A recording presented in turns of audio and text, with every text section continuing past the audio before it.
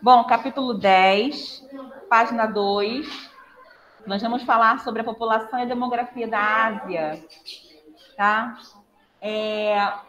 Na página 3, a gente começa a falar a respeito das estruturas do continente asiático. Vamos dar uma olhada aí para a gente sublinhar. Página 3. No segundo parágrafo tem assim, ó, os estudos demográficos compreendem os aspectos estruturais da população e as características das etnias que a compõem. Essas características estão relacionadas ao modo como determinado grupo interage historicamente com o espaço geográfico. Então, a Ásia, né, aí a gente vem mais para baixo, aspectos demográficos. A Ásia, ela é o continente mais populoso do planeta. Sublinhe isso. A Ásia é o continente mais populoso do planeta. Alguns dos seus países, como a China e a Índia, apresentam um grande crescimento demográfico. Contudo, a população do continente asiático não é a que mais cresce no mundo, ou seja, mesmo sendo o continente mais populoso, o crescimento populacional da Ásia vem dando uma estagnada, vem dando uma retardada. Por que isso, gente? Porque a taxa de natalidade não vem acompanhando o crescimento desse continente, tá? Então, olha só, alguns países asiáticos, assim como africanos, são recordistas mundiais em índice de crescimento demográfico, pelas elevadas taxas de fecundidade, né? Então, nós temos aí o crescimento populacional devido às altas taxas de fecundidade, ou seja, a quantidade de mulheres que estão tendo filhos, né? Página 4. Ah, não, volta lá na página 3 para poder sublinhar isso aqui, ó. No segundo parágrafo, lá embaixo, alguns países asiáticos são recordistas mundiais em índices de crescimento demográfico pelas elevadas taxas de fecundidade. No Afeganistão e no Iêmen, as mulheres têm em média 5 filhos. Imagina isso, gente. Nos países do sul do continente, a gente tem até 3 filhos por mulher. Então, em alguns países da Ásia, a taxa de fecundidade é muito grande. Em outros, nós temos aí cerca de 3 filhos por mulher. Na China, houve uma época que houve um controle de natalidade por conta do crescimento acelerado populacional. E aí, as mulheres só podiam ter um filho na China. Se você tivesse mais de um, você era obrigada a deixar a China, embora era como se fosse expulso da China. E aí, o que acontece? Bom dia. Eu tive um aluno que ele era chinês, né? E os pais, por terem vontade de ter mais filhos, eles resolveram deixar a China por conta desse decreto. Hoje em dia, não. Como a população da China está envelhecendo, eles renovaram a lei da taxa de natalidade e permitiram os casais terem mais filhos. Mas quando eles vieram para o Brasil, eles queriam ter mais filhos, né? E aí eles resolveram sair de lá. E aí, depois disso, aqui no Brasil, no caso em Itaguaí, né? Eles tiveram, se não me engano, mais 2 filhos. Da China para Itaguaí? Da China para Itaguaí. E assim, são alunos. Eu dei aula para os 2 mais velhos.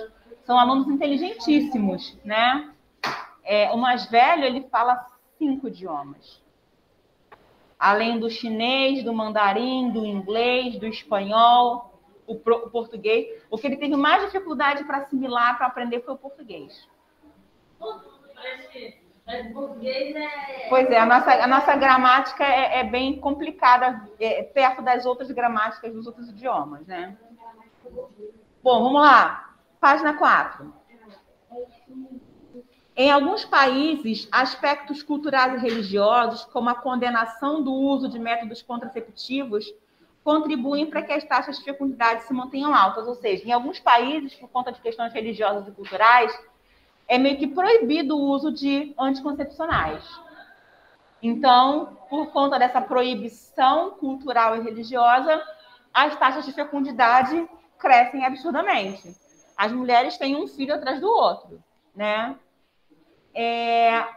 O crescimento populacional também está relacionado à melhoria das condições de saúde dos asiáticos. Então, dê uma olhada nesse gráfico dessa pirâmide etária da década de 80. Se a gente parar para prestar atenção, nós tínhamos inicialmente muitas crianças e pessoas com 80 anos ou mais, muito pouco. Ou seja, a população na década de 80 era muito mais jovem do que velha. Já em 2015, o que a gente pode perceber aí nessa pirâmide etária? Que ela meio que se manteve balanceada, porque antes a pirâmide etária era muito desigual. Agora ela está mais igual e mais balanceada, né? Com a contrapartida do aumento da população mais velha, né? Que a gente tem aí acima de 80 anos, com o aumento, né? E a população mais nova se diminuindo, né? Se antes, na década de 80, a gente tinha cerca de 6,6% de crianças de 0 a 4 anos, em 2015 nós temos 4,2%. Então, a gente reduziu a quantidade de crianças e aumentou a quantidade de pessoas mais velhas, tá? Bom, distribuição da população, página 5. Sublinhem. Cerca de 50% da população asiática é urbana. A Ásia Ocidental é a mais urbanizada, com 71% da população vivendo em cidades. Já a Ásia Meridional é a mais rural, com 35% da população em áreas urbanas. Então, eu tenho a Ásia Ocidental mais urbana e a Ásia Meridional mais rural. Tá? Na Ásia, sublinhe também, gente, o crescimento da população urbana está relacionado a 2 fatores. A chegada de pessoas em busca de melhores condições de vida e migração da população rural em decorrência do processo de modernização agrícola. Então, muitas pessoas migram para o continente asiático buscando melhores condições de vida. Saem de outras regiões que estão passando por necessidades, por problemas nas safras agrícolas e vão para os centros urbanos em busca de melhores condições. No terceiro parágrafo tem assim, ó, algumas das cidades mais populosas do mundo se situam na Ásia e suas concentrações urbanas se tornam cada vez mais acentuadas. Nessas áreas e nas planícies fluviais encontram-se as mais elevadas densidades demográficas do continente. No entanto, bom dia, Flávio. No quarto parágrafo tem assim, ó, existem regiões pouquíssimo povoadas, sublinhem, gente, como a Sibéria, o deserto de Gobi e os desertos do Oriente Médio. No noroeste da China, a região do Xinjiang, onde fica o deserto de Taklamakan, sempre foi despovoada. Por que essas regiões elas são despovoadas, gente? Por conta das baixas temperaturas. Tá? Essas regiões despovoadas no continente asiático são por conta das baixas temperaturas. Né? A Sibéria, então, é uma das mais frias da região.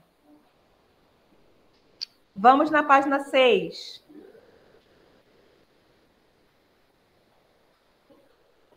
Vamos falar sobre os movimentos migratórios.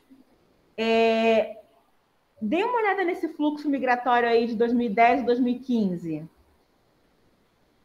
Da onde saiu mais gente da Ásia e foi para que parte, gente? Olha aí, gente, nesse fluxo. Saíram para a Ásia e foram para a América do Norte.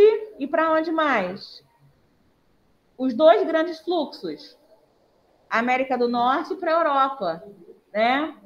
Enquanto nós temos a galera da América Latina e da América do Norte vindo para a Europa, um pouquinho da galera da África vindo para a Europa, mas os maiores movimentos migratórios da Ásia são para a América do Norte e para a Europa. Ah, tem uma galera que vai para a Oceania, uma galera que vai para a América do Norte, para a África, mas o grande fluxo migratório da Ásia é para a América do Norte e para a Europa. Bom, sublinha aí, gente. Atualmente, a Ásia é o continente que mais abriga migrantes e de onde mais partem refugiados. E aí, no segundo parágrafo, tem assim: os refugiados migram também para a Europa. Eles fogem das péssimas condições de vida resultantes de guerras civis e de perseguições religiosas. Gente, o que a gente mais vê, a galera no Afeganistão migrando para a Europa, que são perseguidas por conta do Talibã, da Síria, algumas pessoas da Índia, que partem da Ásia buscando melhores condições de vida para fugir das perseguições religiosas. Lá no parágrafo de baixo, tem assim: muitos países asiáticos, como Índia, China e Filipinas, não conseguem manter sua mão de obra qualificada.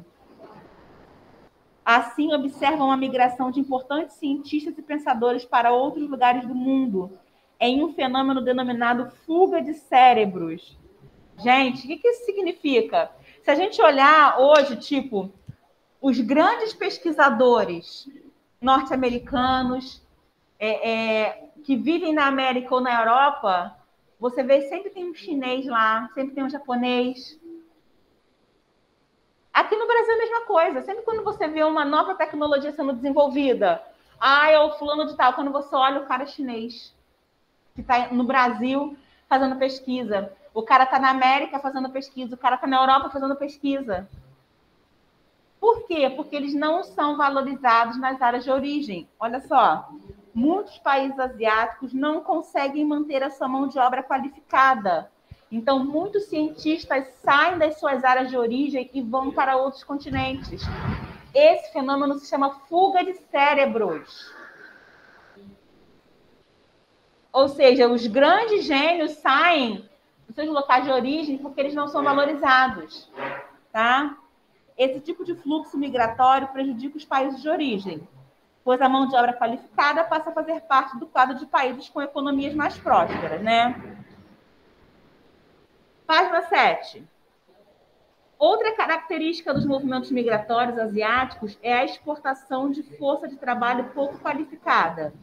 Ou seja, pessoas que exercem atividades braçais, na construção civil, atividades perigosas, né? Muitas pessoas migram também buscando essas melhores condições de vida, tá? Bom, amanhã a gente vai falar sobre a diversidade étnica e cultural da Ásia e a gente vai continuar falando a respeito disso daqui para frente. A gente encerra aqui hoje. Nós vamos fazer exercício disso aí que a gente conversou, ok?